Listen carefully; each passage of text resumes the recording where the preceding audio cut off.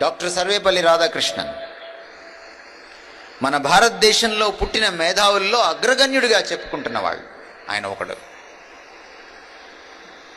రాజనీతిజ్ఞుడు. మన భారతదేశ 2వ రాష్ట్రపతిగా, మొదటి ఉపరాష్ట్రపతిగా పనిచేశారు.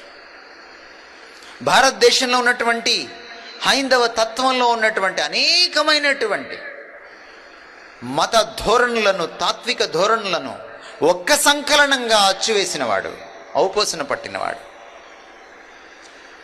పాశ్చాత్య దేశస్థుల, ప్రపంచంలో ఉన్న మేధావుల మన్ననలు అందుకున్నవాడు.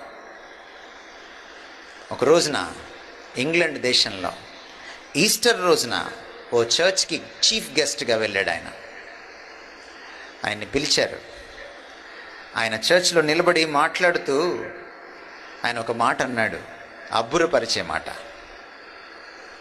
You Christians, you have a unique privilege. Go and tell it to the world that your Lord is risen. క్రైస్తవులారా, మీకొక్కళ్ళకే ఈ భాగ్యం ఉంది. వెళ్ళి ప్రపంచానికి ఈ సత్యాన్ని చాటింపు వేయండి. ఏమిటా సత్యం? మీ ప్రభు మరణాన్ని గెలిచి లేచాడు.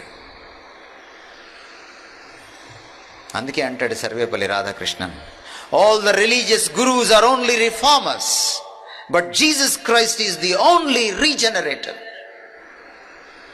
మిగిలిన మత గురువులు, గొప్పవాళ్ళు, మహానుభావులందరినీ చూస్తే వాళ్ళు సంఘాన్ని సంస్కరించడానికి, సమాజాన్ని సంస్కరించడానికి, బయట మాత్రమే మార్పులు తేవడానికి ప్రయత్నం చేశారు.